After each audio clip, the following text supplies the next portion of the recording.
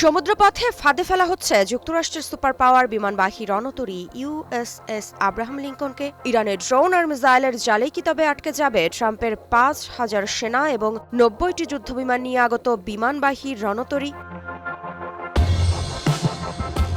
মধ্যপ্রাচ্যের উত্তাল সমুদ্রে যখন প্রস্তুত নতুন সামরিক উত্তেজনায়, ঠিক তখনই প্রশ্ন উঠছে বিশ্বের শক্তিশালী নৌবহরে মুখোমুখি দাঁড়ানোর মতো ক্ষমতা সত্যিই কি আছে ইরানের? হরমুজ প্রণালী কি শুধু একটি আন্তর্জাতিক জলপথ, নাকি সম্ভাব্য সংঘাতের সামরিক মঞ্চ? তবে কি মিসাইল, ড্রোন ও অসম নৌকৌশল দিয়েই কি যুক্তরাষ্ট্রের রণতরীকে চাপে ফেলতে চাইছে তেহরান? সামরিক শক্তির হিসাব কাগজে কলমে করলে যুক্তরাষ্ট্রের সঙ্গে ইরানের তুলনা অসম মনে হতে পারে।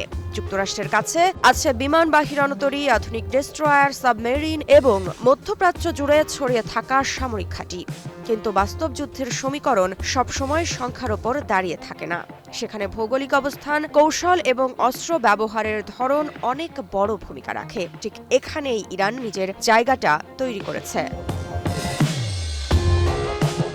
ইরানের প্রতিরক্ষা কৌশলের কেন্দ্রবিন্দু রয়েছে তার বিস্তৃত ক্ষেপণাস্ত্র নেটওয়ার্ক। উপকূল জুড়ে ছড়িয়ে থাকা মোবাইল লঞ্চার থেকে অ্যান্টিশিপ ক্রুজ মিসাইল নিক্ষেপের সক্ষমতায় তৈরি করেছে দেশটি। এসব মিসাইল সমুদ্রপৃষ্ঠের কাছাকাছি নিচু উচ্চতায় ওড়ে, ফলে রাডারে ধরা পড়া কঠিন হয়। উপসাগরীয় অঞ্চলে প্রবেশ করা বড় যুদ্ধজাহাজের জন্য এই ধরনের অস্ত্র বাস্তব হুমকি হিসেবে বিবেচিত হয়। এর সঙ্গে যুক্ত হয়েছে ইরানের তথাকথিত যুদ্ধ কৌশল। বিশাল রণতরীর বিপরীতে ইরান নির্ভর করছে দ্রুতগামী ছোট্ট নৌযান, ড্রোন এবং সমুদ্র মাইন ব্যবহারের ওপর। বিশেষজ্ঞরা মনে করেন, একসঙ্গে বহু ছোট প্ল্যাটফর্ম দিয়ে চাপ তৈরি করলে বড় জাহাজগুলোর প্রতিরক্ষা ব্যবস্থা জটিল পরিস্থিতিতে পড়ে। এতে সরাসরি ধ্বংস নয়, বরং অপারেশনাল ঝুঁকি ও সিদ্ধান্তের চাপ বাড়ানোই মূল লক্ষ্য। ভৌগোলিক বাস্তবতাও ইরানের পক্ষে কাজ করে। সম্ভাব্য সংঘাতের ক্ষেত্রেও এমন একটি জলপথ যার পাশে ইরানের দীর্ঘ উপকূল রেখা, পাহাড়ি অঞ্চল, আড়ালে রাখা মিসাইল সাইট এবং দ্রুত মোতায়েনযোগ্য ইউনিট ইরানকে হোম গ্রাউন্ড সুবিধা দেয়। বিপরীতে যুক্তরাষ্ট্রকে দূরবর্তী ঘাঁটি থেকে লজিস্টিক ও অপারেশন পরিচালনা করতে হবে, যা কৌশলগতভাবে সবসময় সহজ নয়। তবে এটাও সত্য, প্রযুক্তিগত দিক থেকে যুক্তরাষ্ট্র এগিয়ে। উন্নত রাডার, এয়ার ডিফেন্স সিস্টেম এবং সমন্বিত নৌবাহিনীর কাঠামো তাদের বড় শক্তি। কিন্তু বিশ্লেষকদের মতে চ্যালেঞ্জ তৈরি হয় ব্যয়ের সমীকরণে।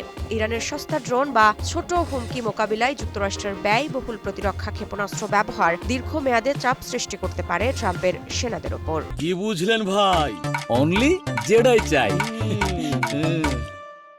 সব মিলিয়ে ইরানের কৌশল সরাসরি মুখোমুখি সংঘর্ষে জয়লাভের নয়, বরং এমন এক ঝুঁকিপূর্ণ পরিবেশ তৈরি করা যেখানে সামরিক পদক্ষেপ নেওয়াটাই হয়ে ওঠে কঠিন সিদ্ধান্ত। এই পদ্ধতি সামরিক বিশ্লেষণে পরিচিত অ্যান্টি অ্যাক্সেস এরিয়া জ্যানিয়াল কৌশল হিসেবে, যেখানে লক্ষ্য প্রতিপক্ষকে দূরে রাখা, ব্যস্ত রাখা এবং অনিশ্চয়তায় ফেলা। ফলে প্রশ্নটা কে বেশি শক্তিশালী সেটা নয়, প্রশ্ন হলো এই অঞ্চলে সংঘাত শুরু হলে সেটি কি হবে পূর্ণমাত্রার যুদ্ধ, নাকি কৌশলগত চাপ ও প্রতিরোধের এক দীর্ঘ টানাপোড়েন। মৃত্তিকা সিনহা বিশ্বাস, নিউজ 24।